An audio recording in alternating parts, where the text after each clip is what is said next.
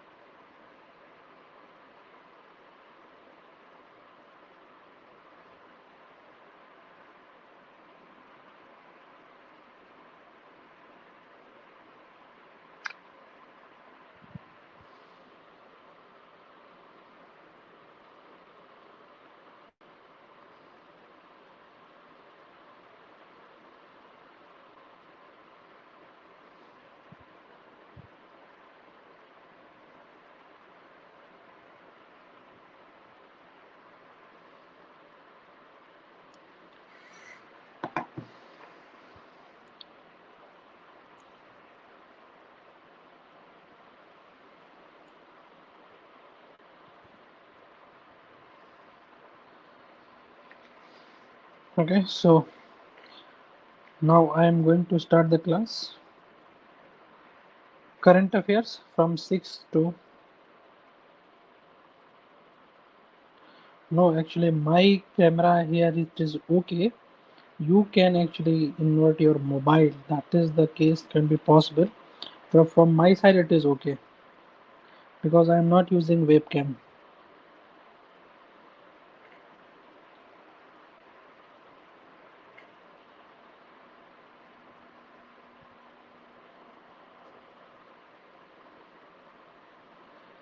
Okay,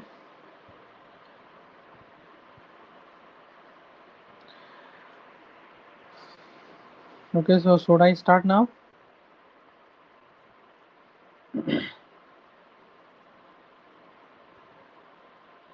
Okay.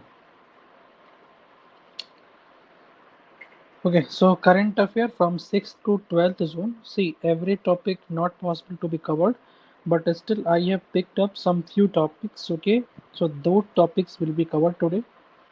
So these topics basically Atmanirbhar Bharat, but again entire Atmanirbhar Bharat will not be covered today. Today we will cover the tranche 1, that is first part regarding MSME, that we will cover today. Then UNSC India launches campaign voucher. Then Gulf regarding payment infrastructure development fund, this will we will not cover, but you can read in the polity.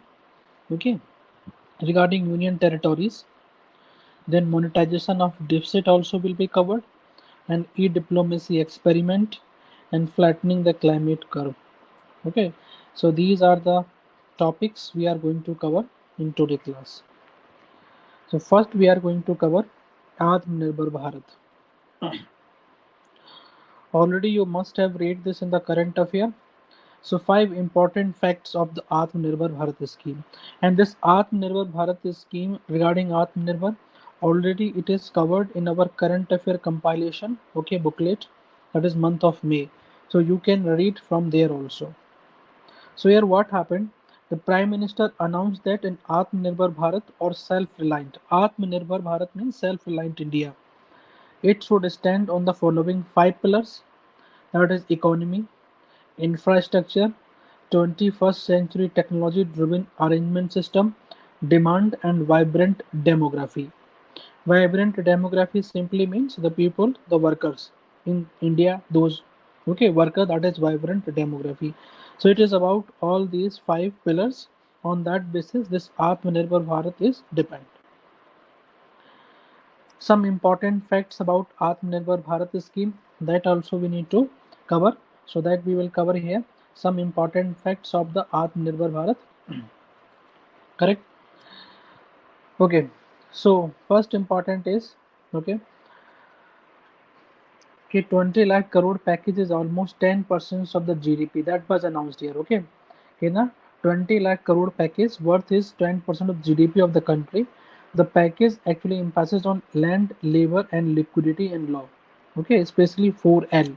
You can remember as 4L: land, labor, liquidity, and law. Okay, the package includes measures across many sectors like MSME, cottage industries, middle class, migrant industry. But today we will cover only MSME. Several reforms are announced to make India a self-reliant economy, correct, and mitigate negative effects in the future. Some of reforms are simple and clear law, rational taxation system like GST, okay, supply chain reforms in agriculture so that demand and supply can be matched and inflation can be contained, capable human resource, that is also very important, okay, and robust financial system by, for example, financial inclusion, that is robust financial system. So that is also covered in this. So we are going to cover only the first tranche, that is tranche 1 today. So this is all about MSME. So first we need to know what is MSME actually. So as per this Atmanirbhar Bharat scheme announced on 30th May 2020, again date is not important. Okay, date is not important. What actually this Atmanirbhar Bharat Abhiyan has done regarding MSME? First definition of this MSME. MSME means, okay, medium, small, or we can call micro, small, and medium enterprise. MSME, what is that MSME? Okay, medium, small, and micro enterprise, or we can call micro, small, and medium enterprise. It will be revised. So definition has been changed. Investment limit will be revised. Additional criteria of turnover was added, and distinctions between manufacturing and service sector also removed. Earlier, this MSME, there were two types. One, those actually who were depend on manufacturing sectors or those who were involved in the manufacturing, another who were involved in the service sector. So now this bifurcation has been abolished and necessary amendment has been brought. So what the things happened here? Now earlier and revised definition of MSME. Earlier C classification was based on manufacturing enterprise and service enterprise. So two classification was there. Problem was this कि sometimes MSME actually same MSME is performing both functions. That is manufacturing as well as service. So lot of confusion used to be there. So to remove that confusion, this manufacturing and service has been removed and they will be clubbed in one only. Another actually this MSME they are micro, small and medium enterprise. And they are actually total they were depend their criteria was based on only investment. Okay, in where investment in plant and machinery. Okay, so earlier criteria was investment in the plant and machinery only, correct, plant and machinery or equipment. So plant and machinery investment, for example, earlier 25 lakh 5 crore 10 crore, so now we need not to remember this. Okay, so it is a confusing, now we can avoid this. So new definition comes here now. Now classification is manufacturing and service together, micro and small in enterprise. Now it is based on two criteria, that is investment as well as turnover. So it is and actually it is not or. With that is the reason there is again confusion is there, because both should be together, criteria should be fulfilled. That is the problem. It should be or, but government till now not okay explained this ki whether it is or and, but it is mentioned and. So micro enterprise will be that where investment is up to 1 crore rupees and turnover is up to 5 crore rupees. Turnover simply means total revenue generation. For example, how okay total sales, that is known as turnover. For example, any manufacturing industry, and when manufacturing industry is selling okay entire okay whatever the product it is producing and selling at the rate at entire year ka sale is happening 4 crore, then it will be considered as turnover. A small where investment is up to 10 crore, that means more than 1 crore but less than 10 crore.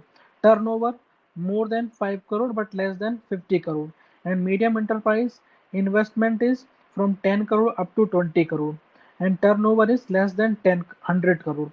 But here actually earlier they were supposed it should be 250 crore, not 100 crore, because 100 crore is very small.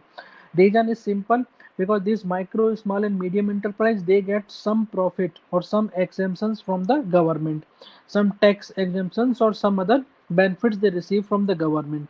If their turnover increased more than 100 crore, they will going to lose that benefit from the government, because they will going to lose this medium enterprise tag. And 100 crore is not very big amount. Okay, easily any medium enterprise can achieve 100 crore or more than 100 crore turnover. So just to get the government benefit, this medium enterprise will not try to expand.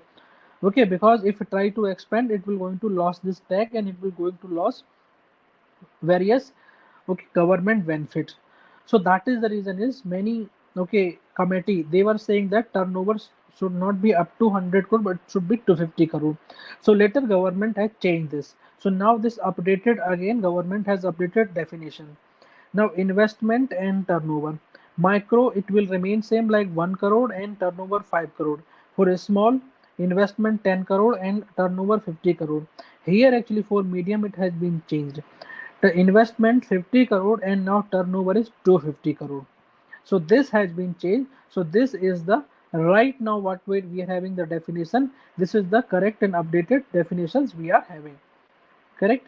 So this definition we need to remember for the prelims purpose, not for the means purpose. In the means exam, it will not going to be asked. Okay. In the prelims exam, it will be asked. Clear this? Now, what is the importance of this MSME sector? So it is for the mains purpose, we need to know the data or fact. It is important for the facts, okay?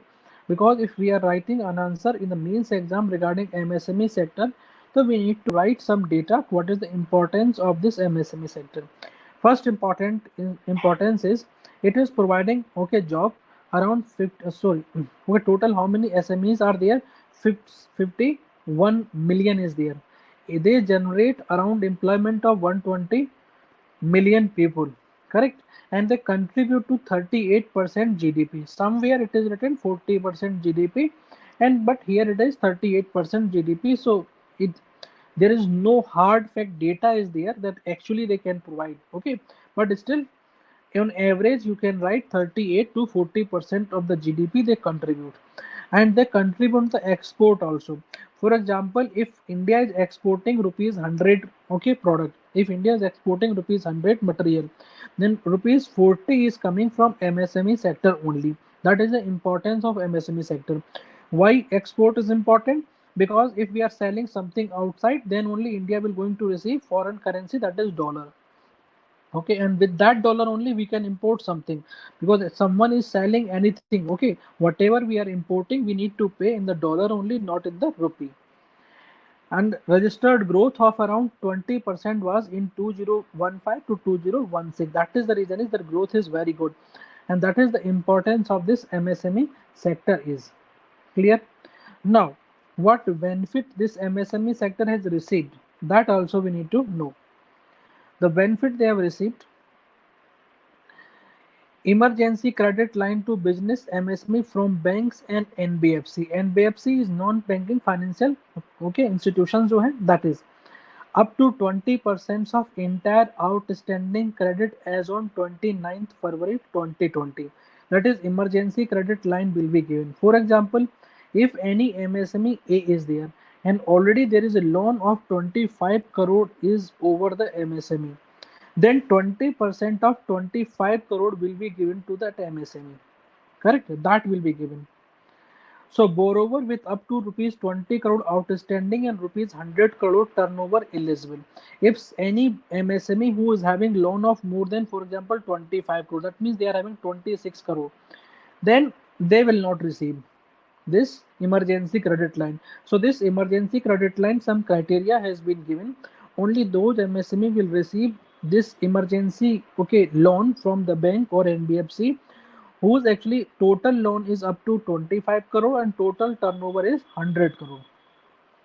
And whatever the loan they are going to receive, it will be 4-year tenure and moratorium of 12 months on the principal repayment. That means for the first 1 year they need not to pay any amount of principal repayment, because reason is COVID-19 situations are going on already, demand is not in the market, market was completely locked down. So even though if they are getting the loan and they are producing something, then supply chain is not available, demand is not available in the market.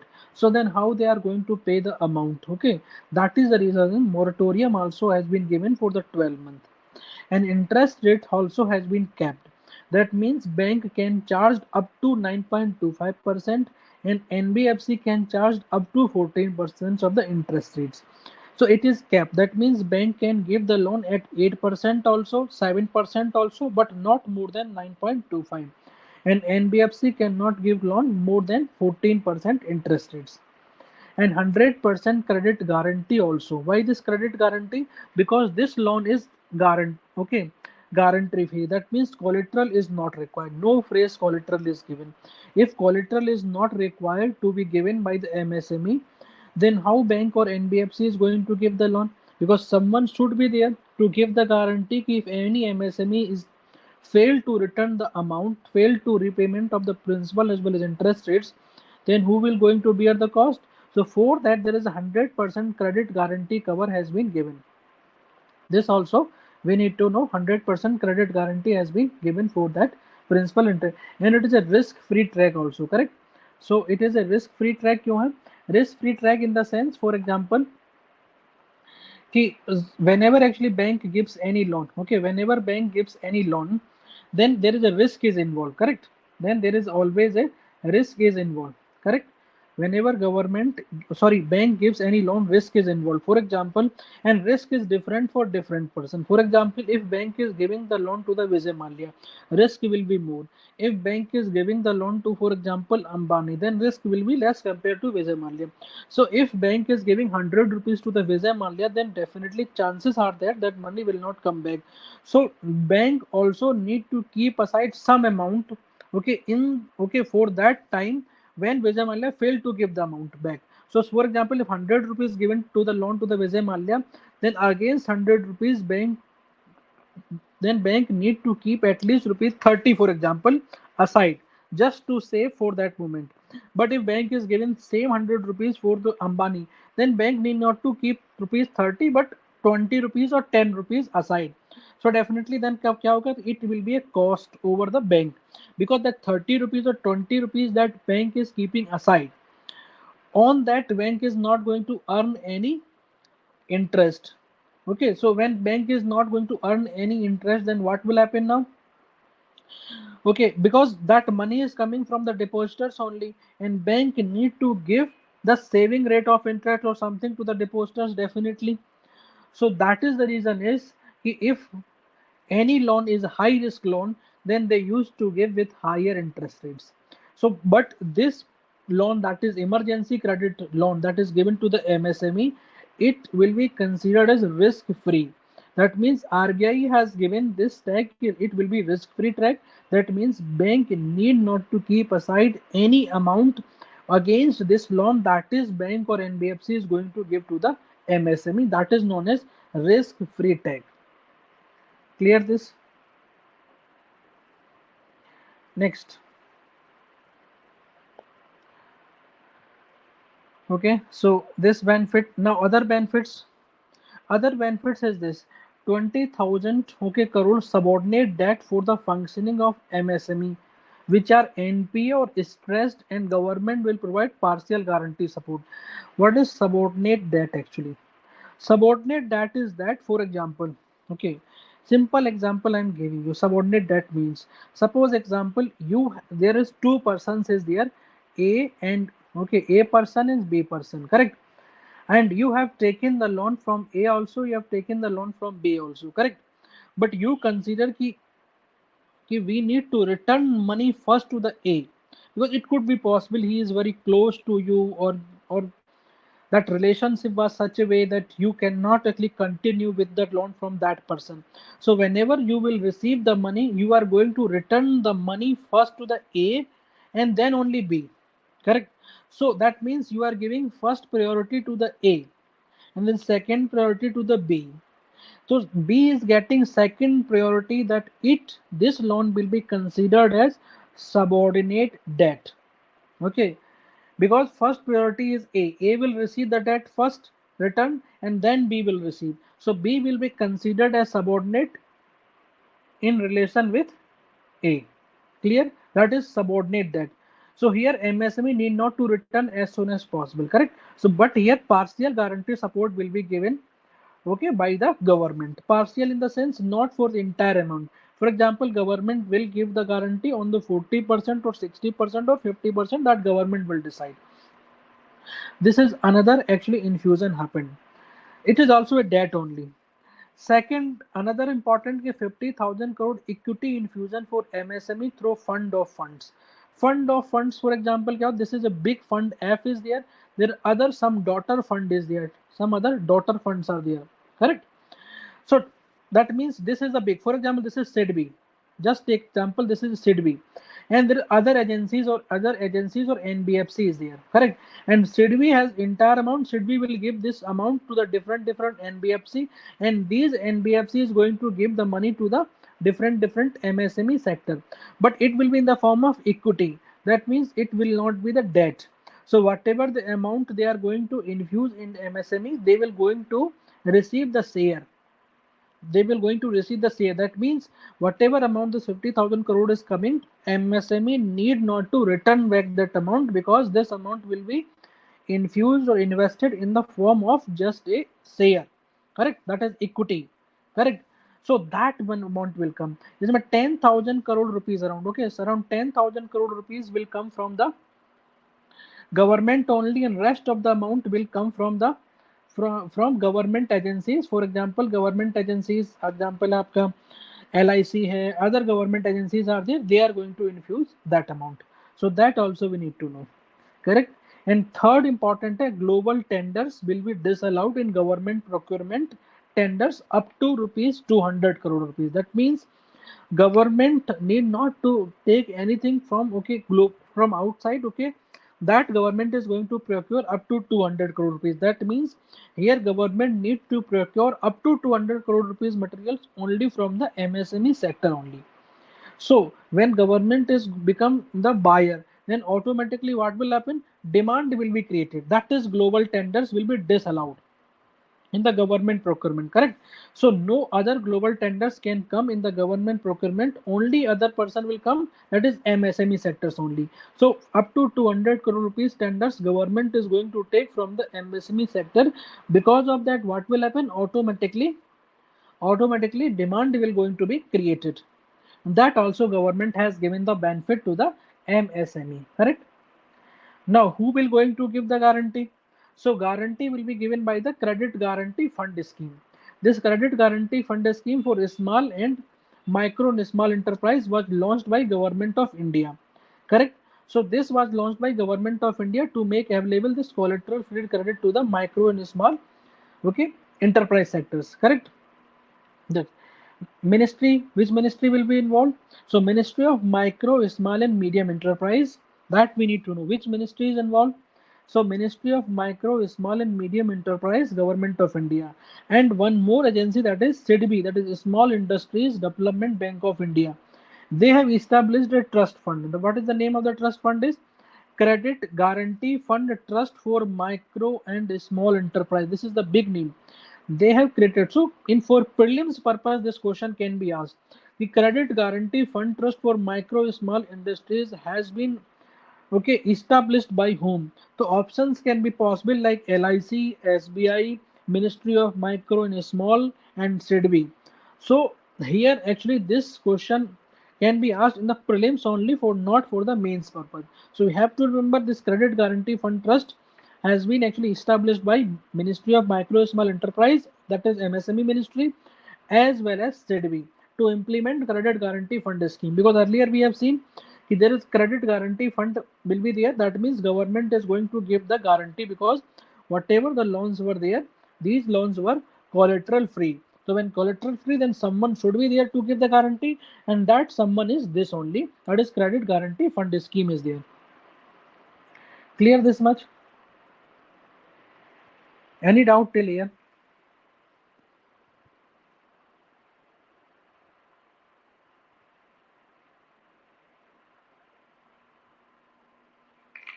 Any doubt, anyone?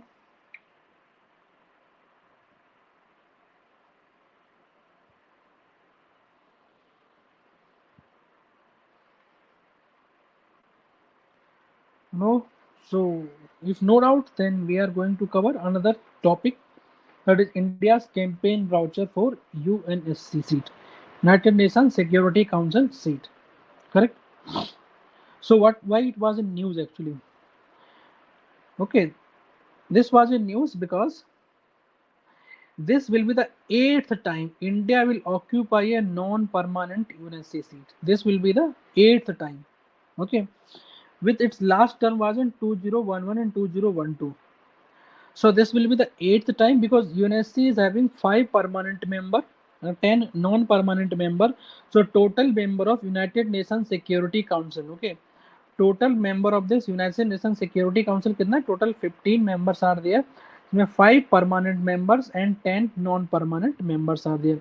So India is going to become eighth time India will become a non-permanent member.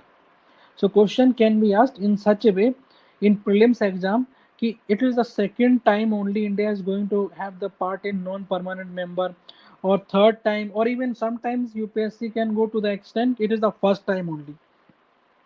So we should be aware it was actually eighth time. Eighth time India occupy a non-permanent UNSC seat. With its last term कब था? Last term was in 2011-2012. Correct. India also seeks for a permanent membership in the UNC, but still it is not able to get even one time. Correct. So who is actually want this permanent membership seat? India along with other countries of G4. What is G4 grouping? It is important. Fourth of prelims purpose. G4 grouping member is Japan, Brazil, Germany, and India. These 4 countries, they are in the race to get the permanent membership at United Nations Security Council. So you need to know G4 is nothing but group of member countries, those who are asking for a spot for the permanent membership in UNSC, and they are Japan, Brazil, and Germany. Right now we are having 5 permanent member only, that is China, France, Russia, UK, and USA. Clear? So details we need to know. India is guaranteed a place as it is the sole candidate for Asia Pacific region. See, for every region, okay, the number of countries, those who are going to represent at the United Nations Security Council is fixed.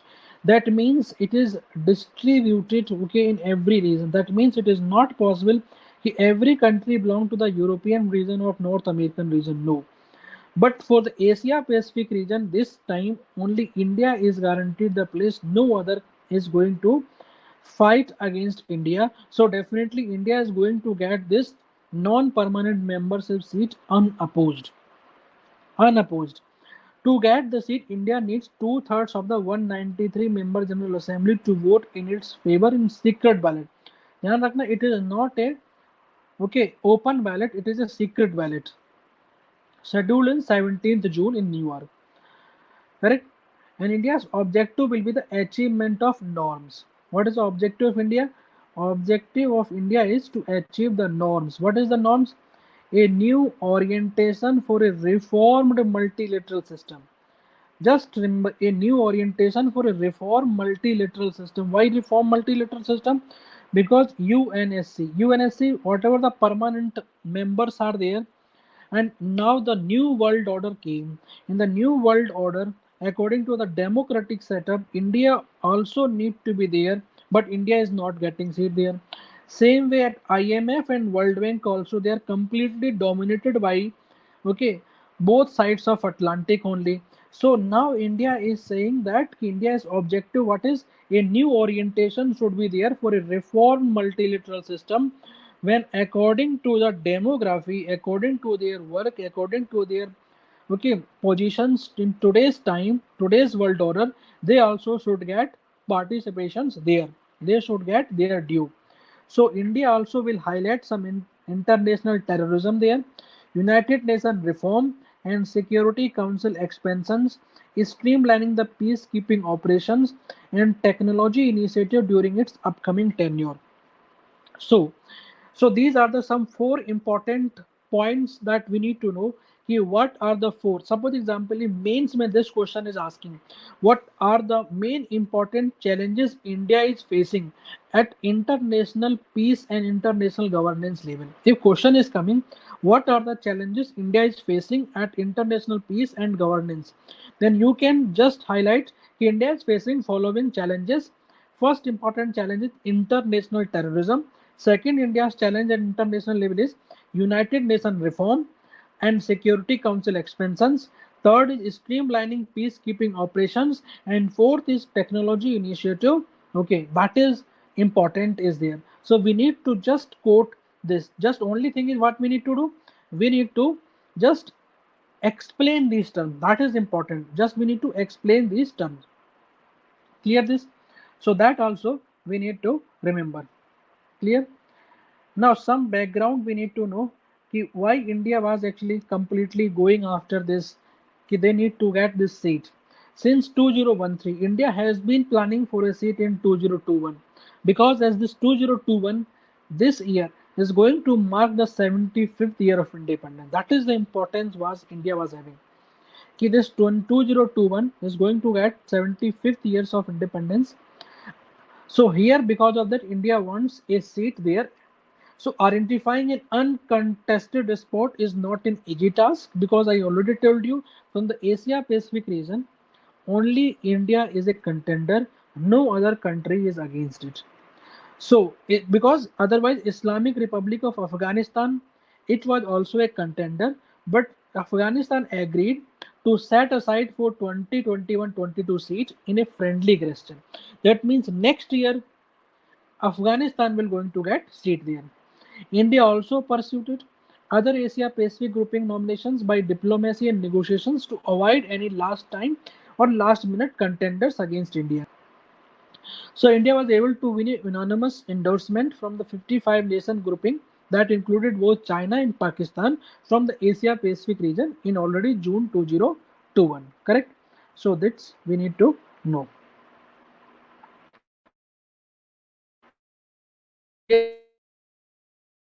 What is this non-permanent member? Correct? So we need to know this each year actually. Okay, each year. Okay, this General Assembly elects 5 non-permanent members. Kitna? 5 non-permanent members out of 10 in total each year. Because term is 2 years. So we need to know what is a term. So term is total 2 years. So we need to know this thing. Total term is 2 years. And 10 non-permanent seats are distributed on a regional basis. How? 5 for the African or Asian countries, 1 for the Eastern European countries, 2 for Latin American country and 2 for Western European other countries. Correct? So this is how these seats are divided. And Article 23 of United Nations Charter, it concerns the composition of the Security Council. So we need to know this also for the prelims exam. What the article is there that concerns regarding the composition of Security Council. So this non-permanent seat India will get for how many years? For 2 years only because term for the non-permanent member is 2 years. Now we need to know some main organs of the United Nations because sometimes UPSC asks questions in the prelims. For example, they will going to write any international organizations and one option will be this only. For example, IUCN, International Union for Conservation of Nature.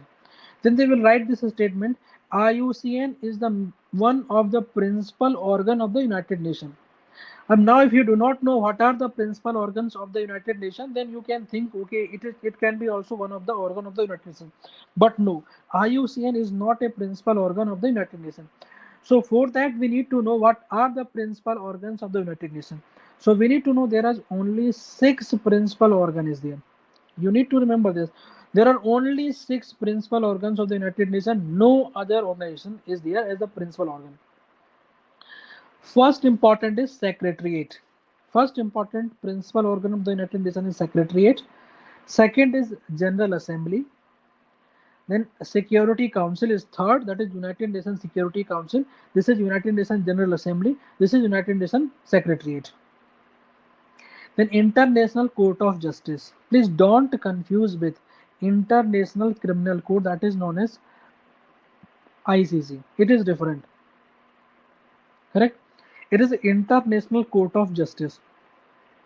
International Criminal Court is different. Even both are located in Hague only.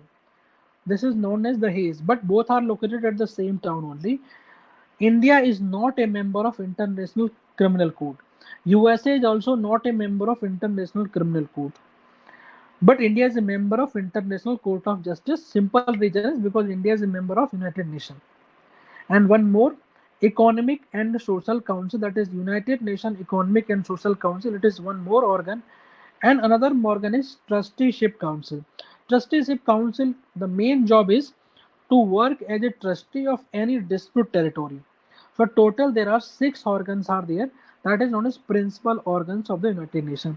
There is no other international organization or any type of organization which is a part of or as work as an organ of the United Nations. No. If any statement is there, like for example, International Labour Organization is the organ of the United Nations, it will be incorrect statement. If question is coming, WTO is the organ of the United, it is incorrect because nowhere it is listed here. See, so only these are considered as principal organ of the United Nations, or simply you can say organ of the United Nations. No other organization is considered as organ of the United Nations. So this is very important for prelims purpose.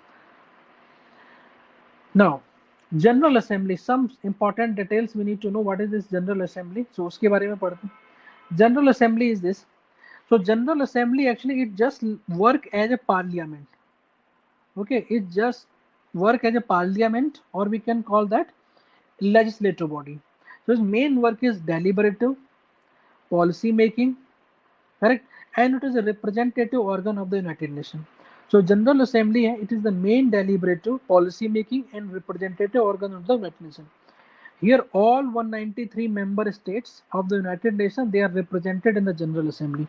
So General Assembly is open for everyone, making it only the United Nations body with universal representation. For example, we have covered this all. So here is, for example, the Security Council, only 15 members are there. It is only the general, even Economic Social Council, only 55 members are there. International Court of Justice, 22 is there.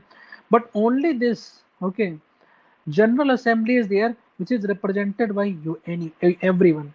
That is the reason you have to remember General Assembly is the only United Nations organ which have complete universal representation. Decision on important questions such as those on peace and security, correct, admissions of the new members, and budgetary matters, they require 2/3 of the majority of the General Assembly. If these matters need to be passed, okay, if these matters need to be passed, see, admission of the new member. So for example, India's admission as a new member in the non-permanent, it will require what majority? 2/3 majority of the General Assembly, correct? And decisions on another questions, they involve only simple majority. Simple majority, simple means majority of the present and voting, that's it, simple majority. Here 2/3 of the majority. For example, 193 members are there, then 2/3. This much is required, correct? President of the General Assembly is elected each year by Assembly to serve a 1-year term. So question can be asked, what is the term of office of this President of General Assembly? That is 1 year. President is different, United Nations Secretary is different. Please don't confuse, okay? President for the General Assembly, Secretariat for the United Nations Secretariat. See, this was the Secretariat, was this, correct? This was the Secretariat, okay? So for this, we will having Secretary, okay? But President for the General Assembly. For example, he work like a speaker. In the Lok Sabha, we are having a speaker, presiding officer, same way President work there for 1-year term. Clear this? Next is United Nations security structure. So I already told you 5 members are, they are permanent, and these 10 members are, they are non-permanent members, correct? This is the important. So use of force means whether we need to use the force if any war happens or any dispute happen, for example Libya, okay, Iraq, these issues, whether force need to be used, it will be decided by UNSC, not by United Nations General Assembly.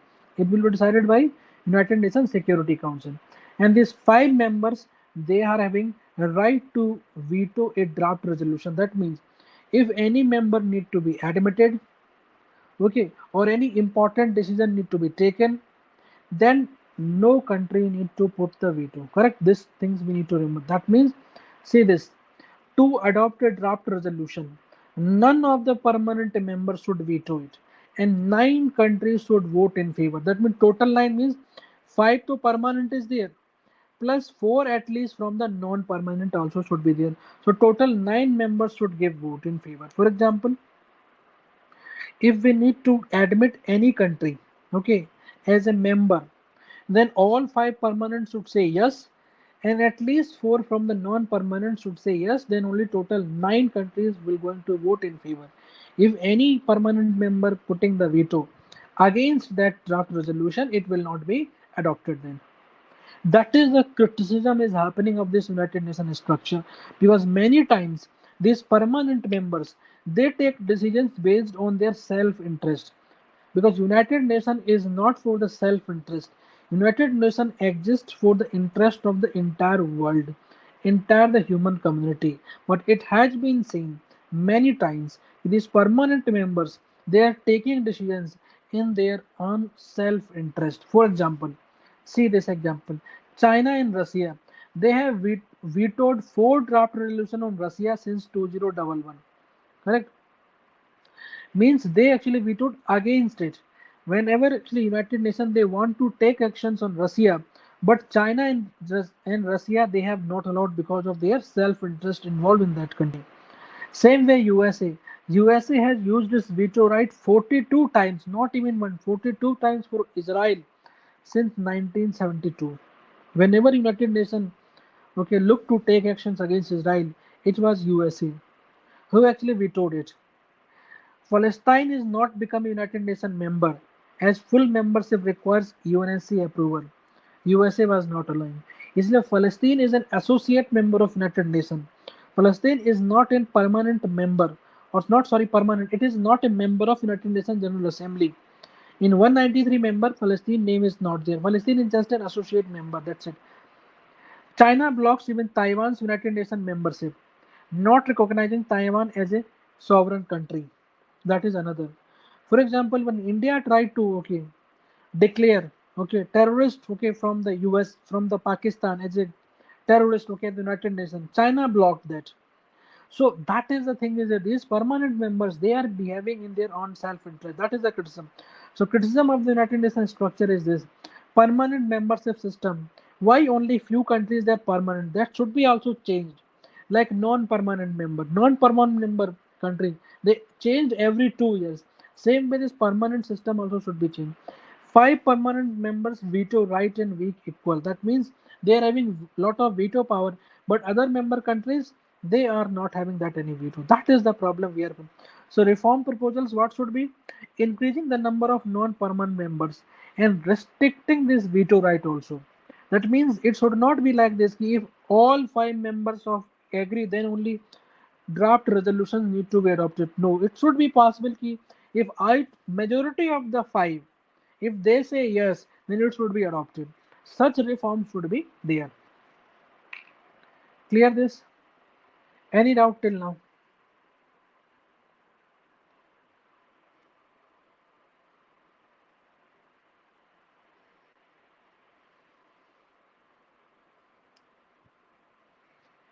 Any other? Yes or no?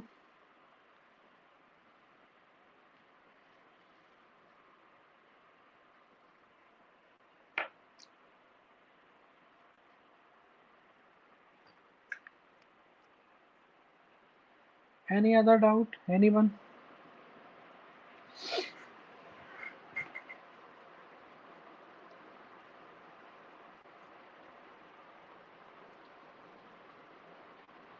There is no criteria for the permanent member. They are permanent member from the starting only. Correct? Correct. There is no permanent member. Okay, this criteria is nothing. They are still there.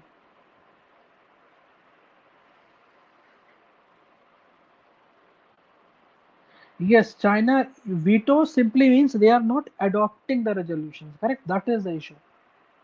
Okay, veto simply means they are against this. Correct? They are not ready. So Secretary General is nothing but he is the head of the United Nations Secretariat. I told you there is a one organ is Secretariat. So this Secretary General of United Nations, he is actually the head of the United Nations Secretariat. Clear? So one of the six principal organs of the United Nations, correct? So the Secretary General hota hai, he serve as the Chief Administrative Officer of the United Nations, just like a CEO. For example, this municipal corporation used to be there. So in municipal corporation, one CEO is there, that is commissioner, municipal commissioner. So municipal commissioner is IAS. Same work is done by United Nations General Assembly, but mayor is different. So mayor is just a president, correct? So right now, Secretary General is from the Portugal only, Antonio Guterres. See, can be more than that 15, but for that reform is required. See, yes, it could be possible कि more than 15 members can be possible, but for that a reform is required. What reform is required?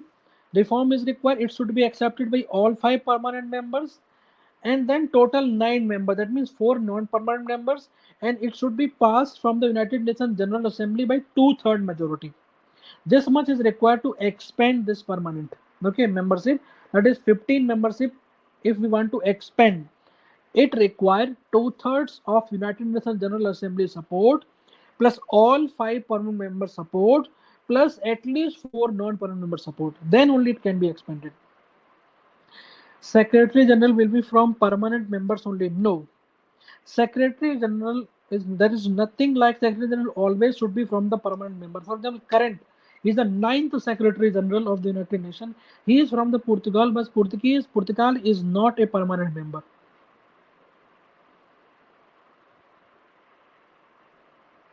See, India was given permanent member status, but Nehru denied it. There was news like this. It is not true actually. It is not a true.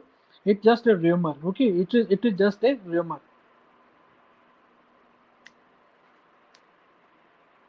Correct. Problem was this. When Taiwan issue happened and this because whether Taiwan need to be accepted or China need to be accepted, the real China, that was the issue only happening. India was not offered permanent membership seat. It is actually false. Any other doubt? Yes, WHO, World Health Organization, is not a principal organ. It is an agency. Okay, correct. Agency is different. Organ is different. Agency work just like a outsource agency. Correct. I told you there is only six principal organ is there. That's it. Other agencies, WHO, WTO, WMO, ILO, they are not organ of the United Nations.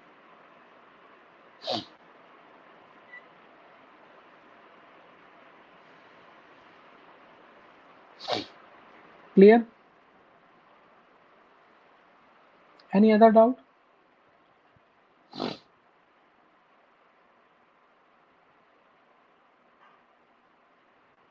Any other doubt? Anyone?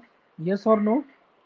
Please reply as fast as possible so that we can go for the next topic.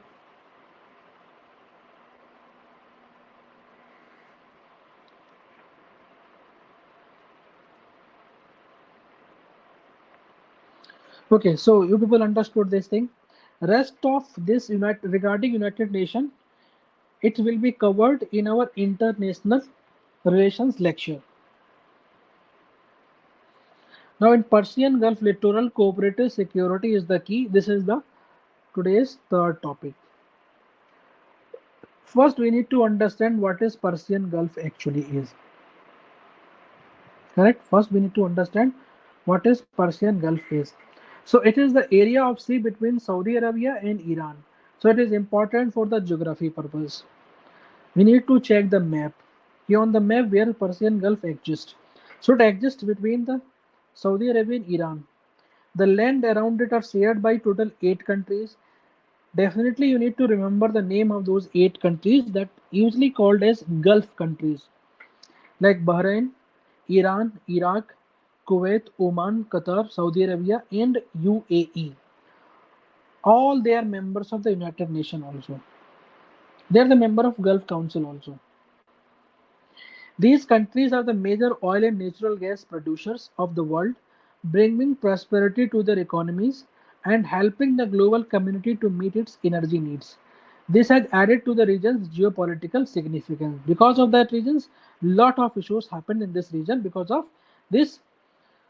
Okay, fossil fuels are available.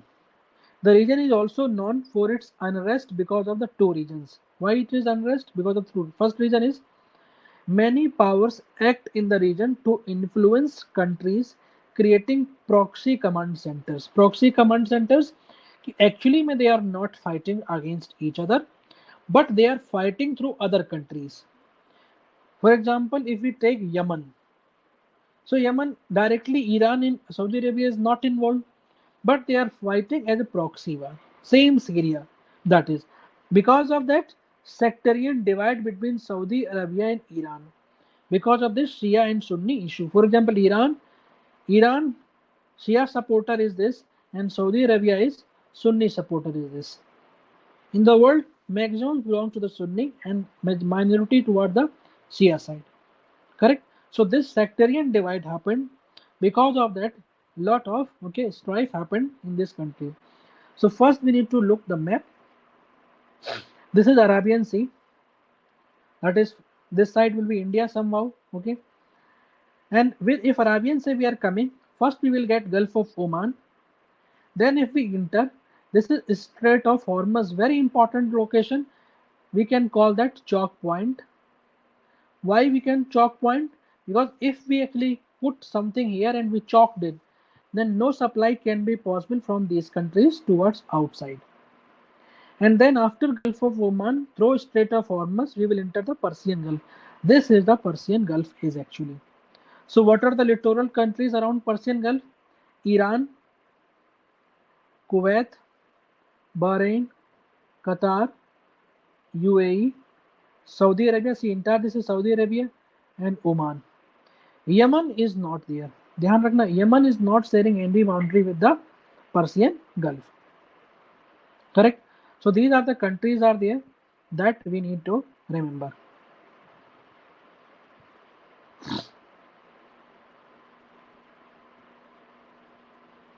No, they need not to take any permission from the United Nations. Correct this? So this we need to know. Map properly we need to know the map. Okay, from Saudi Arabia, just remember you are doing the cruise. You're starting from the Arabian Sea, then Gulf of Oman, then Strait of Hormuz, and then Persian Gulf. Same like Strait of Malacca is there in our side. That is also a choke point. This is the Strait of Hormuz. So question can be asked: Strait of Hormuz, where it is located? So it is located between Persian Gulf and Gulf of Oman. So Iran is having lot of actually grip over this Strait of Hormuz. Now, what is India's tie? What is India's interest involved there? That also we need to know.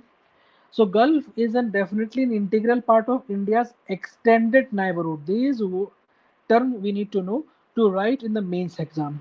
Gulf is considered as India's extended neighborhood, both by of geographical proximity and as an area of expanded interest and growing Indian influence.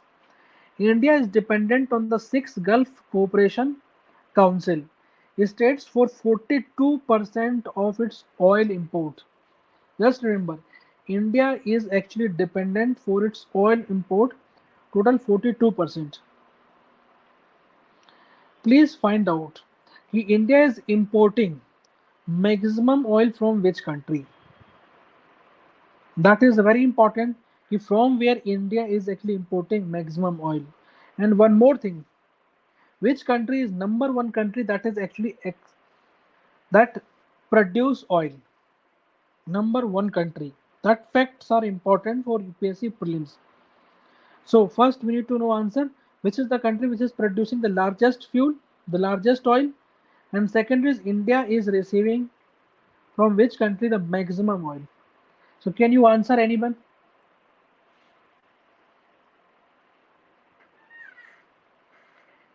Anyone can answer this?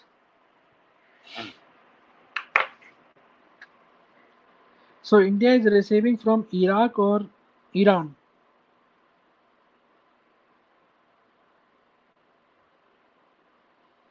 Any other? Yes, USA is the largest producer. Yes.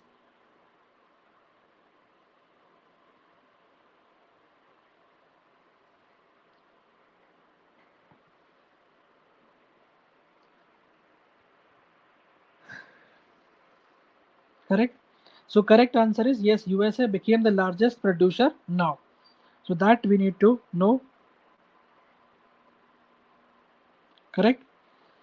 So and India is importing maximum from Iraq. That also you need to remember.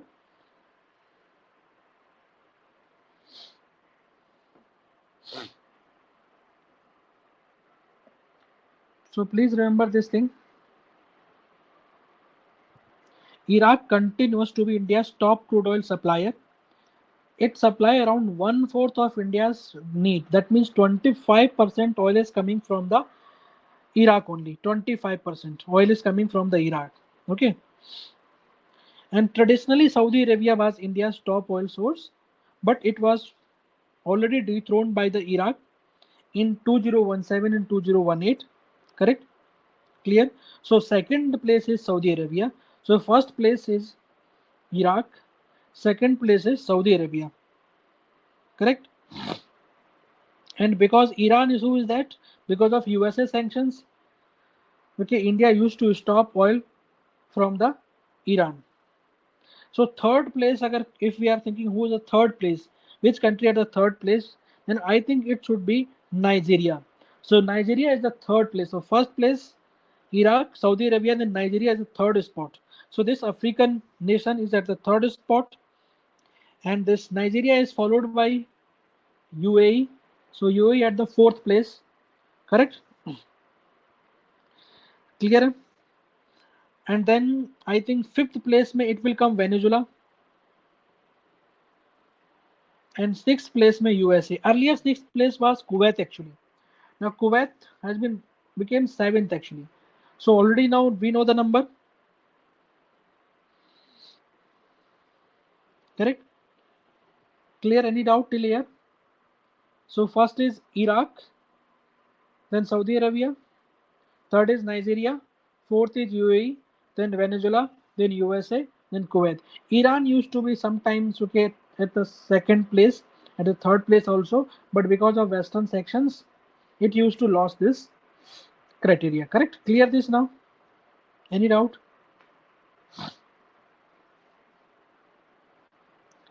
Yes, they are not the part of Gulf Cooperation Council. We will read that also. So this thing you understood now? Correct? So India makes up the Gulf state largest expatriate community with an estimated 7.6 million Indians nationals. They are living and working in this region. That means we can call them they are working actually there. So they are sending a lot of dollars inside the India. Okay, that is especially Saudi Arabia and UAE. The Gulf Cooperation Council is India's largest regional bloc trading partner also, which accounted for $100 billion of trade.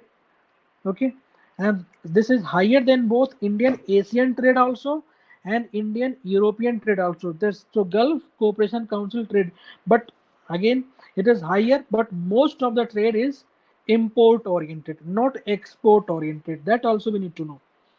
Correct? That also we need to know.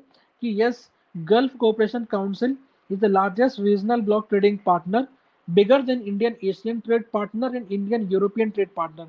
But most of the trade that is happening between Indian and Gulf Cooperation Council, it is basically import oriented because of this mandatory import of fuel. Clear this? Okay, so this much understood. So Gulf Cooperation Council total how many states are there? 6. ध्यान रखना इन gulf cooperation council में total जो country है वो आपके कौन से हैं? जस्ट 1 मिनट आपको बताता हूँ. What are those countries are there? So those countries will be Bahrain. This is one Gulf Council Cooperation Council.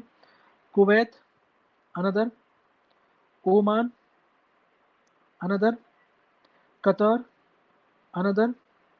Saudi Arabia, yes, and one more country remain, that is UAE. So all are this side only. See, Kuwait, Bahrain, Qatar, Saudi Arabia, UAE, and Oman. All these are the 6 countries. They are the part of Gulf Cooperation Council. Total 6 countries. This is a trade bloc. Where the headquarter of Gulf Cooperation Council? Headquarter in Saudi Arabia only. That is Riyadh. Headquarter of Gulf Cooperation Council in Riyadh only, that is Saudi Arabia.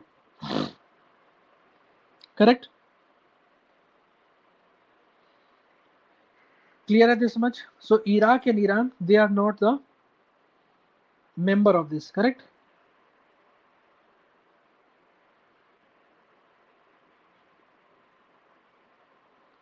Now next. Another news, that is Payment Infrastructure Development Fund. So what is this Payment Infrastructure Development Fund is? So what is the aim of that fund? Because of the digital transactions, there's point of sale machines is there. So this is basically to encourage the deployment of point of sale infrastructure. For example, card swapping machines, that is point of sale, both physical and digital, in tier 3 and tier 6 centers and northeastern states. See, it is not in tier 1 and tier 2 cities. What are those tier 1 and tier 2 cities? Tier 1 cities and tier 2 cities are those. Tier 1 cities are where population is more than 1 lakh as per 2001 census, and tier 2 cities are those where population is around 50,000 to up to 1 lakh. So in these two cities, this will not be deployed. This basically encouragement of in point of sale infrastructure in cities tier 3, tier 4, tier 5, tier 6, correct, and northeastern states also. So northeastern states also you need to include. In northeastern states, no tier 1, tier 2 cities, ऐसा कुछ नहीं, entire northeastern state city are involved or included there. This is the aim. The setting of this development fund, Payment Infrastructure Development Fund, is in line with the measure proposed by Vision Document on Payment and Settlement System in India 2019 and 2021. It is in line with RBI's proposal to set up Acceptance Development Fund, which will be used to develop card acceptance infrastructure across small towns and cities. So this is the aim of the fund. So what is all about is about the fund. So here it will be set up by RBI. First important, it is set up by RBI or Ministry of Finance. First 4 prelims question is whether it is set up by RBI or Ministry of Finance. So remember, it is set up by RBI.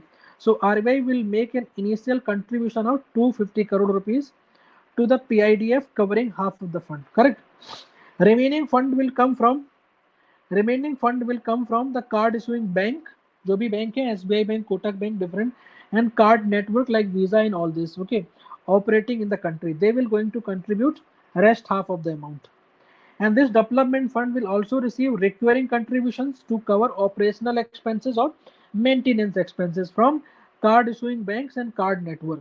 So banks and card network, they will contribute regularly also as a recurring. For example, every year they need to pay some amount so that maintenance charges can be compensated here. Reserve Bank also contribute to yearly shortfall if necessary. Correct. And today, close to 14 million active point of sale devices deployed across the country. Again, this information is not important. Okay, fact. For prelims purpose means we can quote it. So this basically administered by one advisory council. होगी.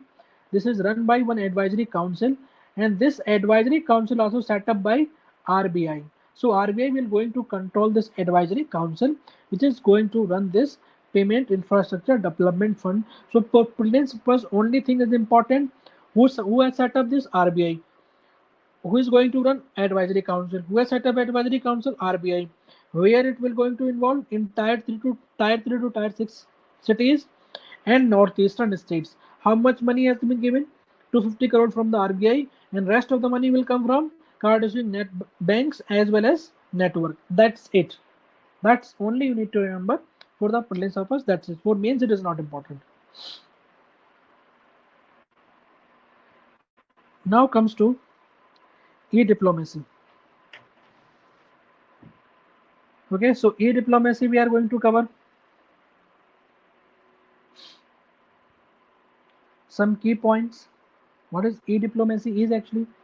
It is the use of the technology by nations to define and establish diplomatic goals and objectives and to efficiently carry out the functions of the diplomat. That is e-diplomacy. For example, okay, to talk over the Zoom and all this. So these functions include representation and promotion of the home nation, establishing both bilateral and multilateral relations, consular services, and social engagement. Correct? So what is the advantage of e-diplomacy? Because why it was in news actually? Why e-diplomacy was in news? E-diplomacy was in news because recently this bilateral meeting has been conducted between Indian Prime Minister and Australia, okay, counterpart. So that is the reason is it is important. So we need to know about this. What is the advantage actually? Because with mains mein this question is asking what are the advantages and challenges for the e-diplomacy in current scenario, especially this context of COVID-19.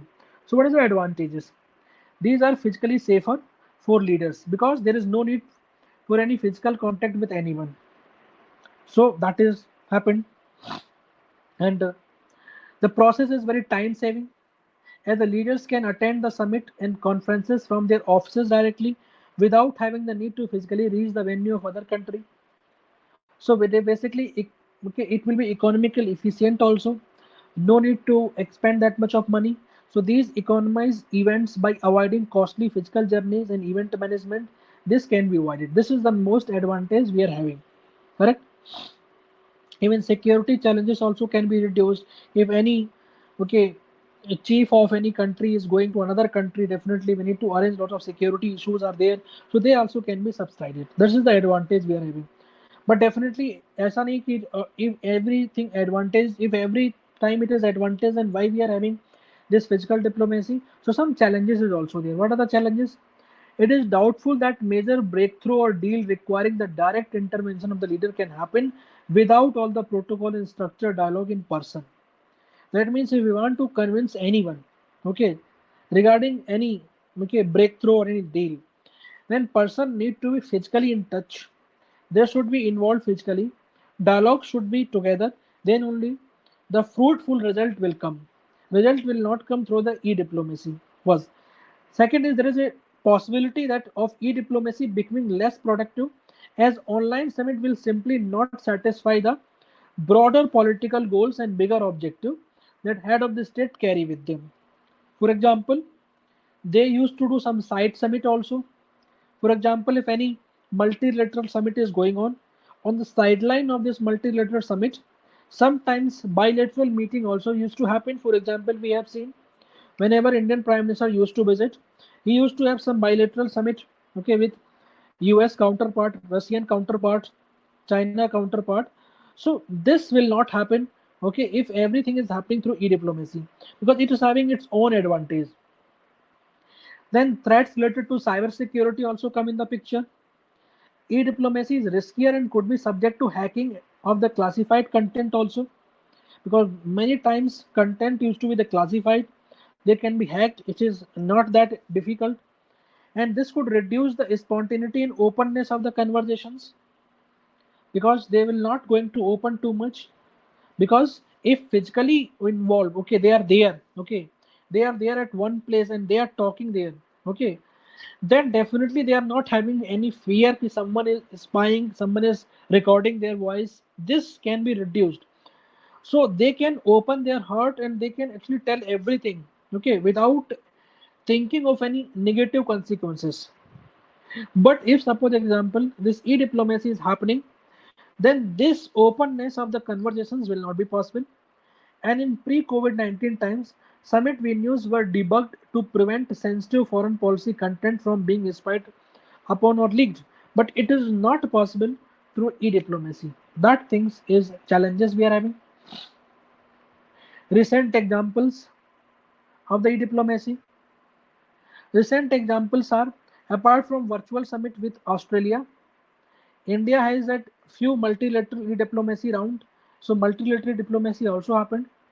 For example, SAARC leaders video conference happened. Extraordinary G20 leader summit also happened. And non-aligned movement virtual summit happened. So you can quote in the mains exam, okay, these examples of the e-diplomacy also.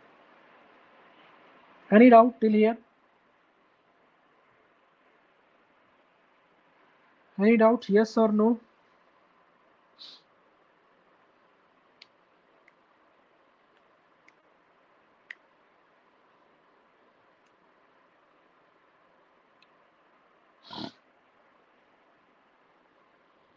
SAARC can name their multilateral, okay, arrangement we will be having. SAARC we will cover separately. Non-aligned movement is also a one multilateral agency is there, or okay, that will be covered separately. SAARC, India and its neighborhood countries. Okay, we just exclude Pakistan. Whatever the India's neighborhood countries are there, they are the part of SAARC. South Asian regions. Okay, that we will cover later. Clear? South Asian Association for Regional Cooperations. It is just a regional intergovernmental organizations, correct? Or we can call geopolitical union of states in South Asia. So member कौन कौन से होंगे SAARC में?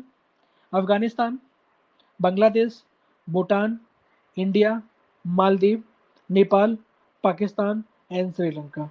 But it is completely failed actually now because it is not able to do anything fruitful. Results are not available from the SARC. Better than SARC actually alternative is BISMAC. Okay, that is different.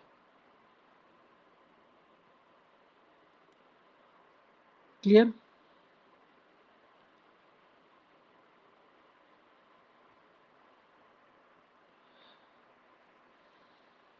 Correct. Alternative of SARC is BISMATIC.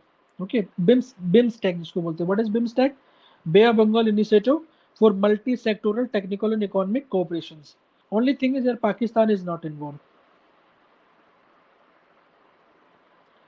Clear now? Any doubt? Yes or no? Anyone?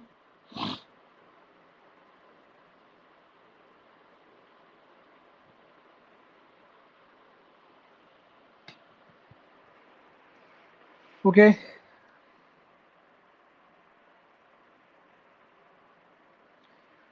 Now next, flattening the climate curve. This was editorial. It was this. So we are going to cover this also. Flattening the climate curve. So first important carbon dioxide concentrations we need to know. So this basically this article is important to collect the fact to use in the mains exam. It is not that much important for the prelims exam. This article is important for the mains exam GS paper 3 in environment section. Only thing is we need to collect the fact here. Fact, correct? So first important, this CO2 curve begin its upward march. That means CO2 emissions start increasing about 18,000 years ago when it was a little under 200 parts per million. That means the concentration of carbon dioxide 18,000 years ago was around 2000 ppm, and Earth at that time was much colder. By the time it reached 270 ppm, around 11,500 years ago, the warmer conditions accompanying this curve made it possible for the emergence of agriculture. Because when warmer conditions will be there, agriculture will come. Agriculture will come, then again some form of the CO2 emissions and equations will take place. Correct? So over the past million years, CO2 level never exceeded actually from this average range of 280 to 300 ppm. They always went back to 200 ppm before rising again in a cyclical fashions. It will go up, then will go down. From mid 19th century, especially after this industrial revolutions, CO2 began to rise again because after industrial revolutions, these humans start burning coal and oil and they erased this forest to expand agriculture and settlement. If forest is removed, then this forest used to Okay, these forests used to, okay, acquire this all the carbon dioxides, but now they are not there. So what will happen? Demand reduced CO2, but supply of CO2 increased. Automatically, total CO2 is going to increase in the environment. So that things happen. If from mere 0.2 billion tons of CO2 emissions in 1850, annual emission increased to 36 billion tons by 2018. Right now, total 36 billion tons of CO2 is emitted. However, one half of all the CO2 emissions have been sanitized from the atmosphere. That means it is removed from the atmosphere equally by growing vegetations on the land and by absorption of the oceans. Because oceans also used to absorb the one third of the CO2. One third of the CO2 is absorbed by the oceans, and some is absorbed by the vegetations also, because vegetations in this photosynthesis process they require CO2. Thus, the level of CO2 in the atmosphere reached 407. Right now, we are having this level. That means it has crossed 400 ppm. See, earlier 18,000 years ago, it was 200 ppm. Right now, this 407 ppm in 2018 level last experienced by the Earth some 3 million years ago. Earlier, 3 million years ago, this was. But right now, also, we are having the same. So this information, it is very important for the essay also. If any essay is coming over the environment, we can quote these facts. So see, continuously, atmosphere increasing from September 1958 to September 2019. Continuously it is increasing. And see, September 2018, it reached to 408. See, September 2018, it was 405. September 2017, it was 403. This is continuously increasing. Now, global average temperature.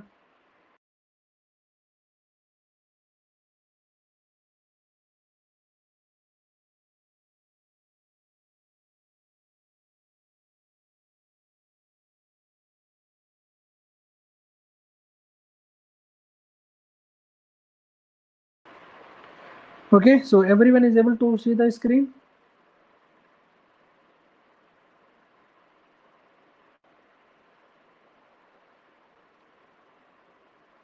Everyone is able to see the screen, correct? Okay.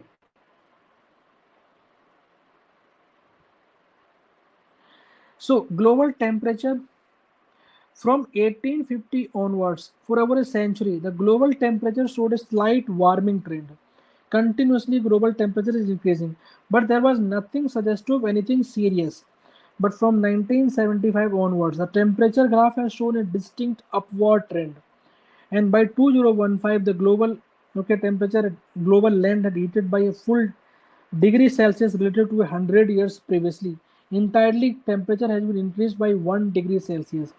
Under the current trends of emissions, the globe will heat up by 4 degrees Celsius by the end of the century. Now we can understand it has increased by 1 degree Celsius, and in every metro cities we are feeling so much of heat. What will happen if it increases by 4 degrees Celsius? So extremely hot days, which were only 5 days in 2010, increased to 15 days by 2050, and to 42 days it will going to increase by 2100 average across all districts if emissions continues at the same rate. Now question is, what are the examples of these upward trends? Whether any examples are there? Yes, examples are there. Globally, there have been several extreme and frequent weather events such as hurricanes, heat wave, floods or droughts. Every time we are seeing lot of droughts or lot of disaster has happening, and all these disasters they are linked somehow, okay, to the climate change only. For example, recently cyclone came. That cyclone is also associated with this climate change only, because sea surface temperature increased marginally. If sea surface temperature is more than 27 degrees Celsius, then definitely the chances of this low pressure area buildup is more, and then cyclone will come. For example, in 2003, European heat wave happened that killed 70,000 people. Now we can understand Europe. Europe is known for temperate regions. It is not a tropical region. But in Europe also heat wave happened, and it killed around 270,000 people. The years between 2015 to 2019, they have globally been the warmest year on the record. That means 2015 was considered warmest year. 2016 also considered as the warmest year, and even 2019 also considered as warmest year. Amazon fire of 2019, Bush fire of 2019 in Australia that recently happened, they are unprecedented in their scale and devastations. So if global CO2 emissions continue to gallop at the present rate, then because of that greenhouse gas effect, the average summer temperature would rise by 4 degrees Celsius in most states of India. So that we can quote in your essay paper also, essay answer. These are called as startling facts, because if you are putting this startling fact, they are going to hit the examiner in the way the student has actually clearly gripped the topic that is being asked. So you need to put these startling fact also. Now what are the challenges we are facing? First challenge we are facing regarding this issue, dangers of post-COVID period, because most common excuse is that world cannot afford to reduce this greenhouse gas emissions because economy will slow down. Why economy will slow down? Because if we are not uh, using this fossil fuels, if we are using some alternative mechanism, they are costly right now. So world cannot afford that costly economy, correct or not? If we are reducing emissions, then we need to reduce the economic output. It will going to hit the economy. But after COVID-19, no country will be in such a position to afford this greenhouse gas emission cut. This is the first. Second, inadequate spending. Wealthy nations are spending over $500 billion each year internally or on projects aimed at reducing emissions. But IPCC estimate that a sustained annual investment of $2.4 trillion is required in efficient energy system is needed until 2035 in order to keep warming below the more ambitious 1.5 degree related to pre-industrial level. That means if we have to contain, we have to cap this temperature increase up to only 1.5 degree through the base level of pre-industrial level, then at least this much of investment is required. But how much they are investing? Only $500 billion. Inadequate support is given to the developing economies also. For example, at the United Nations Climate Conference in 2009, the richest nations they had promised to provide $100 billion in aid each year by 2020 to the poorer country for the climate change mitigations and adaptation. How these poorer countries they are going to afford, so to them these $100 will going to be provided. But in 2017, only $70 billion had been provided toward this purpose. But how much need to be provided? $100 billion each year. But they have not provided. Mindset problem. The specter of dangerous climate change impacting human civilization has not yet evoked a response comparable to the seen in COVID-19 outbreak. Still, humans are there, peoples are there. They are not accepting the climate change is real. Even though we know that the USA President Donald Trump is not accepting climate change is real. Even though United Nations is also facing the issue of this climate change. Okay, but there are many leaders are there, peoples are there, they are not changing their behavior also, correct? So this is all about of this article. The rest of the things you will cover in environment lecture. Any doubt till now? Yes or no? Any doubt?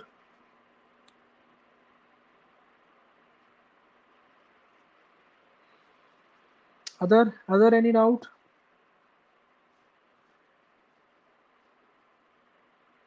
Okay, any?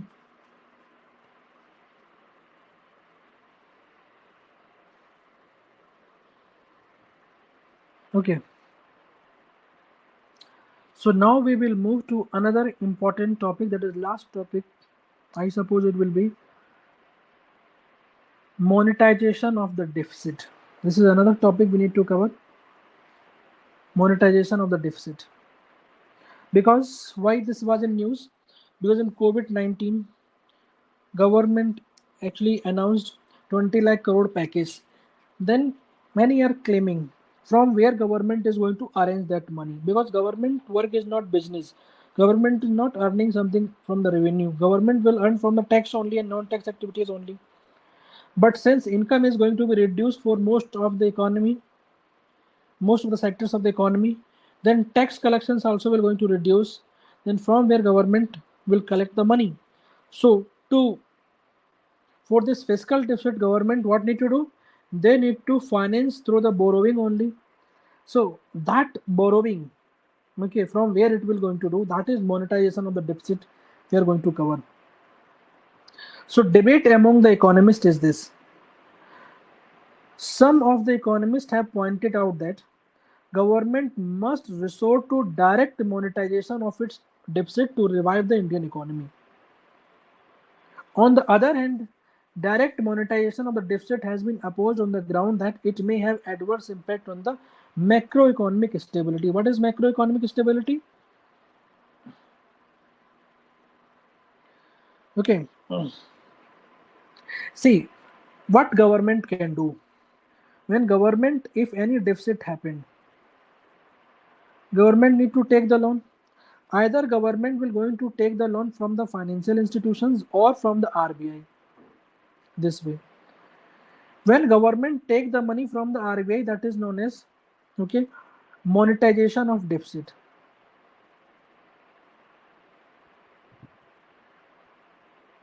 Why? Because for example, the financial institution is SBI, correct? And if government is borrowing money from the SBI, rupees 1000 crore rupees, and this SBI already, suppose example SBI is having some amount. For example, SBI given total amount 2000 crore. इसमें 1000 crore rupees has been taken by the government from the SBI. Now SBI will left with 1000 crore rupees, and this money will go for some other places. If suppose example government has not borrowed, had government not borrowed, then this 1000 crore rupees must be borrowed by some other private institutions or some other. That means total money in the market is still same. You understood this topic, this thing? If government is borrowing money from the SBI, any money supply is happening? No, because earlier this money was with SBI, now this money is with the government. When it was with an SBI, that was also the part of market only. Now it is with the government, that is also the part of market only. So any money supply increase or not? That means no money supply increased actually in the market. Correct.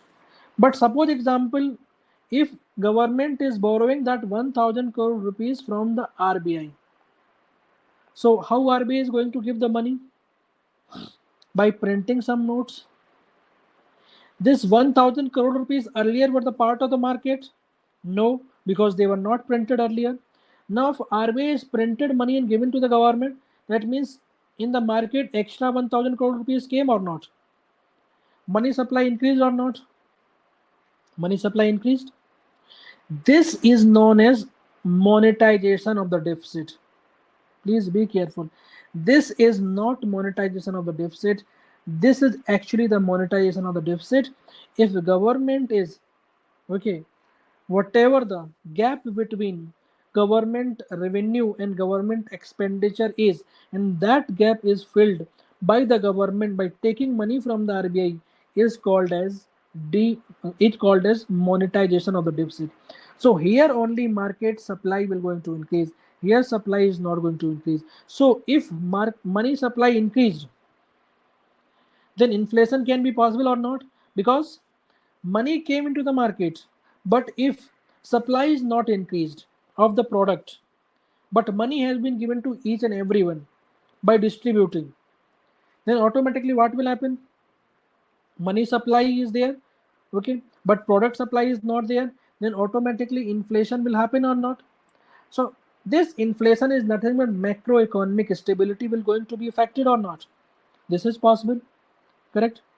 Another problem, what will happen? When government is printing money, then it is giving the signal there is issue is happening. Then there is rating agencies are there. These rating agencies are going to reduce the rating of the government of India's sovereign debts. Sovereign rating will going to reduce. If these international rating agencies reduce the rating of the government, then foreign investment will going to reduce. whatever the foreign institutional investment used to come into the country, they will going to reduce. If they are going to reduce, then dollar is going to reduce. If dollar is going to reduce again, then rupee and dollar, okay, then what will happen? Rupees and dollar, their mismatch will happen because dollar is reduced but rupees are still there. So whose supply is more? Rupees supply is more, but dollar supply reduced. If rupees supply is more, then who will become weaker?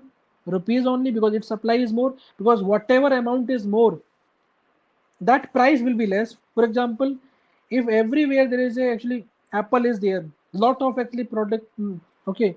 If farm produce happen, lot of apple happens, then automatically apple's rate is going to reduce. Same way here, because if rating agencies are going to reduce the rating of the government of India, then dollar will stop coming into the India. So in India, dollar supply will reduce, but rupees will remain same.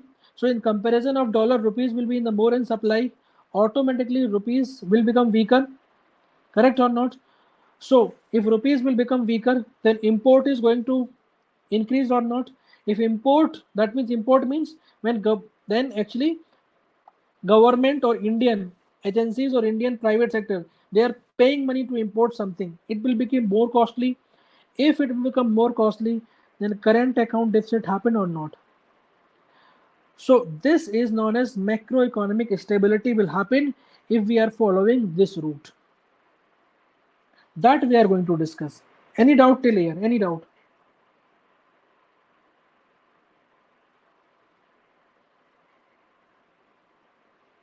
Anyone? Any doubt till here? Okay.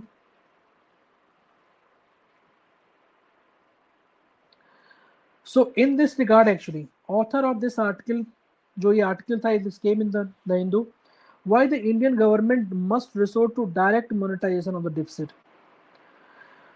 There are two types of economists is there. One is known as conventional macroeconomist, and next is modern economist. So this conventional macroeconomics, what they are saying, conventional matlab old economist. They are saying, or become traditional economist. Here they are saying that government should impose taxes and use the same taxes in order to meet its various expenses such as education, health and infrastructure. That means if government want money, government need to raise the money through the tax only. And then that money government need to spend in education expenditure, health expenditure and infrastructure expenditure. So government should try to meet its expenses entirely from its taxes. That is old school used to say. That means it should not unnecessarily resort to borrowings. They need not to borrow every time. Even if it must borrow money, it must borrow only from the market, not from the central bank, that is RBI.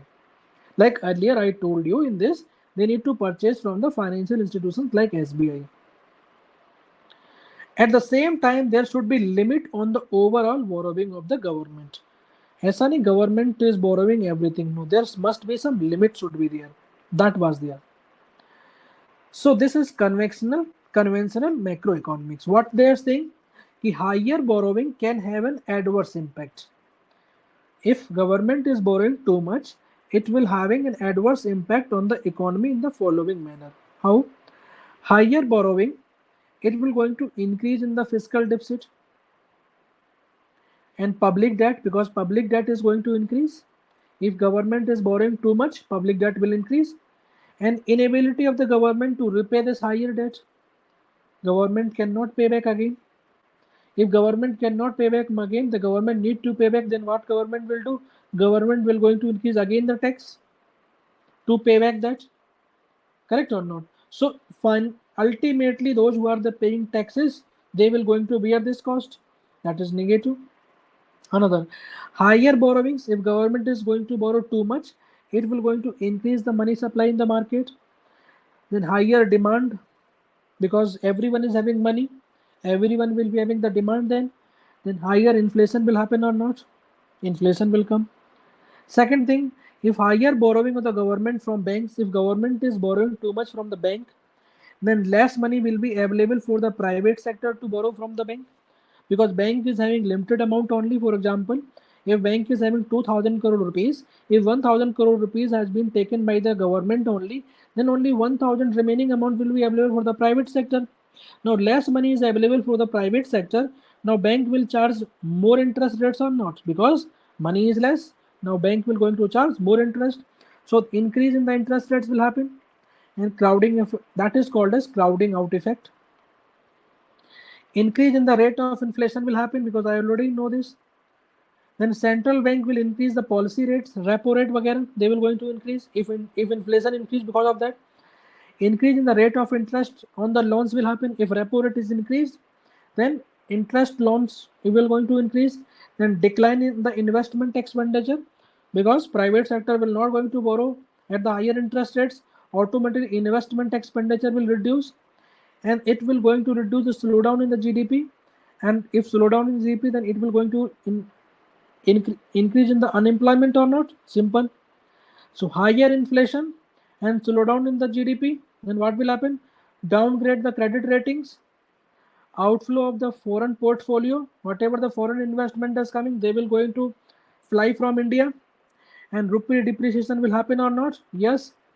Okay, and depletion of the forest reserve will happen. So these things can happen. This is very important, okay, slide for the prelims. Please remember this. This is a very important. At least 1 or 2 questions you will get in the prelims from this slide only. Correct? Now comes to the modern monetary theory. What is modern monetary theory? This theory says that households in the private sector cannot create their own money. Because, for example, household, they cannot print the money. Whatever the money they are getting in the form of income, that money only will be available with them. Hence, there is a possibility that they can run out of the money at some day and default on their loan obligations. But government is a sovereign entity. It has power of printing currency notes. So it has the power of creating its own money. Since it can create money whatever it wants, it can never default on its repayment obligations. So that is modern monetary theories they are saying. So this theory suggests that central bank of the country, that is RBI, they should print the currency notes whenever the government needs money, and the government should then use this borrowed money to spend on certain productive assets. ध्यान रखना, this is the actually clear. Okay, this is the point we need to know.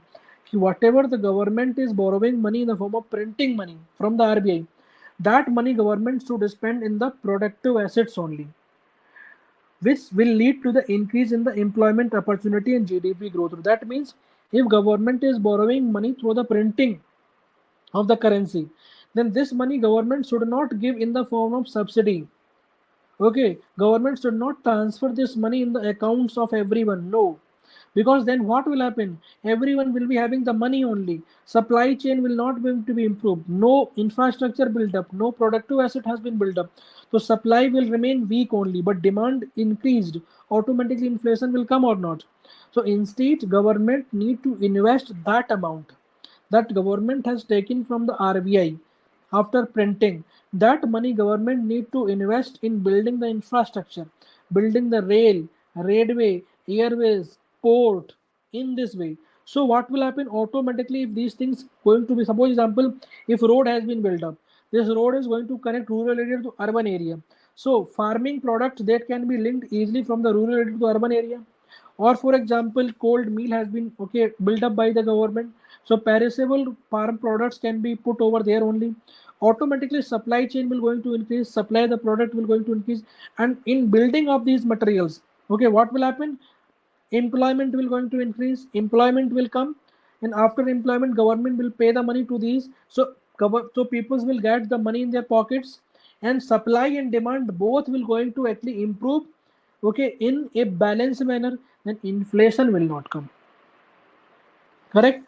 So the thing is that whether it would not increase the money supply, inflation, or public debt? No, it will not. How? So how to control this? The borrowed money, it should be used in productive assets. It should not be used to pay the salary, the pension, or something subsidy. No. The borrowed money, it should be definitely used in the productive assets only, such as creation of the infrastructure, boosting the employment opportunities, etc. And this would ensure that the increased demand in the economy is met by increased supply. Okay, increased supply because infrastructure build up, supply will increase automatically. In other words, money should be spent in such a way that it leads to increase in the both demand and supply. Now, government has to use the tool of tax rate in order to keep inflation under control. For example, tax rates should be reduced during the recessions, while tax rates should be increased during the higher rates of inflation. Whenever government is thinking that anytime taxes inflation is going to inflation is increasing, then government can use at least last resort tax government can use, but it will happen rarely. Correct. So that is known as monetizations. So what is monetization deficit in India? How India mein how government is monetizing? Presently, in India, presently how government is monetizing the deficit. Presently, government borrows money from the market only. Market in the sense from the bank, from the financial institutions. Presently, government borrow from the market, from the bank, from the financial institution through issue of the government securities, that is the treasury bills and dated securities. Correct. For example, this way. Right now, what government doing? Government borrow money from the bank through government securities. Government used to issue these government securities, and these government securities are purchased by the bank. These government securities, for example, they are the form of paper. इसमें government claim that कि at such point of time, at such interest rates, government is going to return back the money. So these papers will be given to the bank. In return, suppose example, bank has given 1,000 crore rupees. Correct? Bank has given 1,000 crore rupees, and that 1,000 crore rupees value of government securities came with the bank. So this 1,000 crore rupees earlier it was with the bank. That money came with the government. Now what bank will do? Bank will going to put this government securities with the value of 1,000 crore with the RBI in the open market operations. Open market operation, what is? Buying and selling of this government securities. So bank in turn will going to put into the RBI. Now RBI will going to give back this 1,000 crore rupees to the bank or not. So see, actually it is indirectly, actually government is taking money from the RBI or not? Indirectly. So instead of directly government is taking money from the RBI, government is taking indirect route. The government will take from the bank, bank will take from the RBI. So in India, we are having indirect actually monetizations. Again, it is a monetization of the deficit only because money is coming through RBI only, but not coming directly, but it is coming through bank only. That is the thing is this right now. Correct? So what is happening? So however, if the government borrows the same money from the RBI, by issuing the government securities, it will be referred as monetization of the deficit. But what government do? Government is borrowing from the market only. Correct? And presently, such monetization of deficit is taking place in India indirectly through open market operations only that we have covered. Correct? Now, what author is saying here? Yes, if we give cash to the people, then definitely demand will increase without improving the supply of the product. Then inflation definitely will come. That we call helicopter money. Okay, for example, helicopter is hovering and distributing the money. Then automatically inflation will come.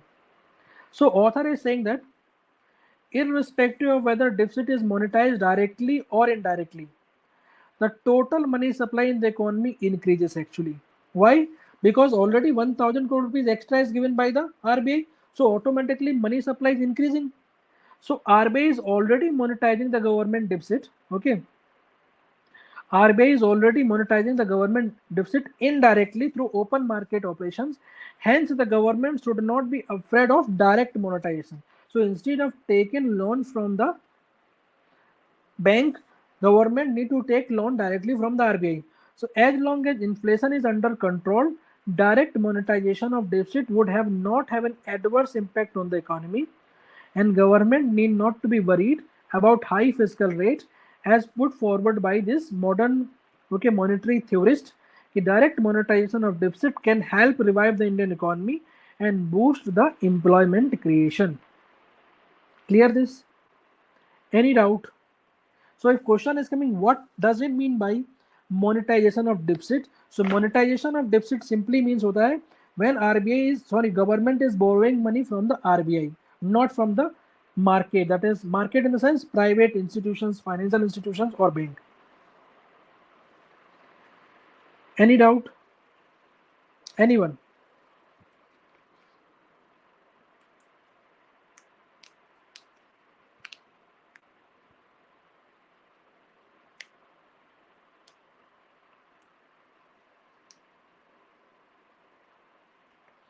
Why they are taking from the bank? Actually, reason is this. Sometimes it has been seen.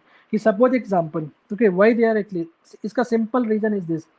कि if they are taking directly from the RBI, then it could be possible कि government can become indisciplined by paying back money to the RBI, because RBI, it is their agency only.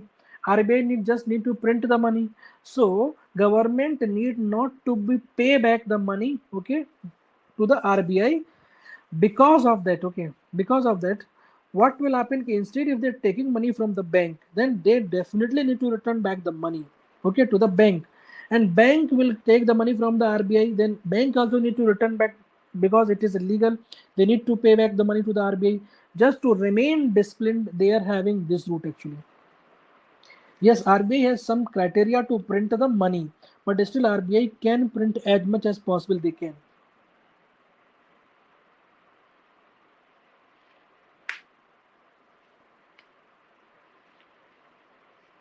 Any other doubt? Anyone?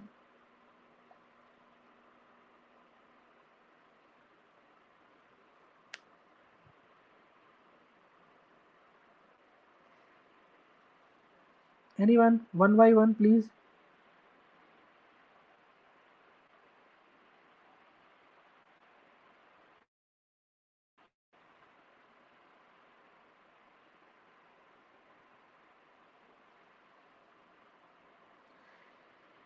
If no doubt, because this is the last, okay.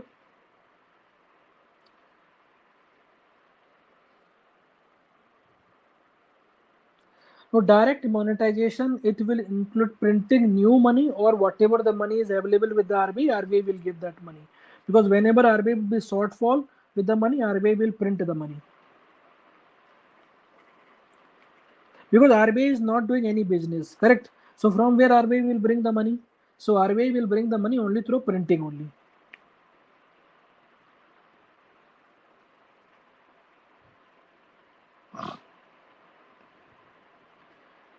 Any doubt, anyone? Yes or no? Please, one by one. Yes or no? If no doubt,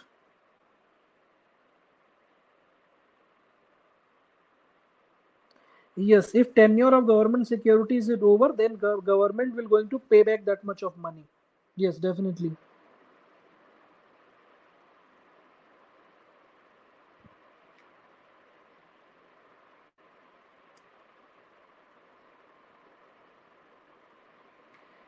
Any doubt? One by one, please. Yes or no? Everyone? No. Okay. Okay. Rahul. Okay. Anil. Okay. No issue. Any other? Please, everyone. Yes, private sector also can buy government securities. Like private bank, they can purchase. Okay, Anushani, Yashwant. Other, Prasad, okay, no problem. Any other?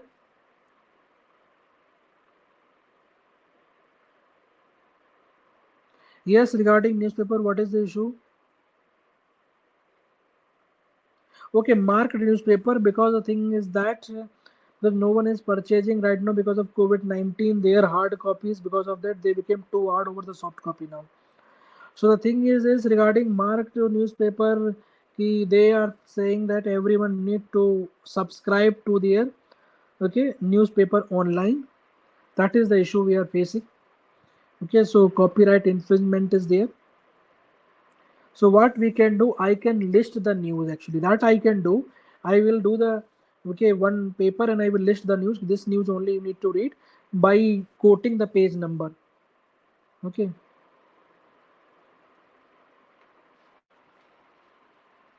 See if it has tracked, okay, when it is threaded multiple times, no matter okay how much time it is, Okay, secondary market may, if it is started multiple times, no issue. Ultimately, those who are going to return back that, okay, government security, na, that person will going to get the money. For example, A, B, C. A has purchased, okay, the government securities, okay, by paying some money to the bank. Now A has sold this government security to B. Now B already has paid back the money to the A. Now A has nothing to do. Now government directly deal to with B only, because B is having government securities. So who's ever going to return back that government securities, that will get the money from the bank.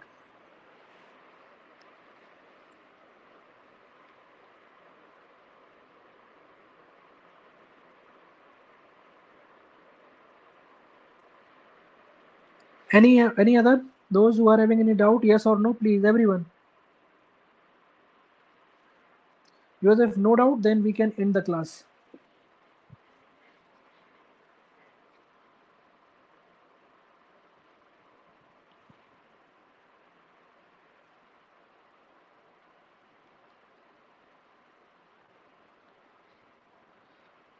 Okay, thank you everyone. So I'm going to end the class. If any problems, any, okay, doubt you are having, you can still ask in the WhatsApp group. Thank you everyone.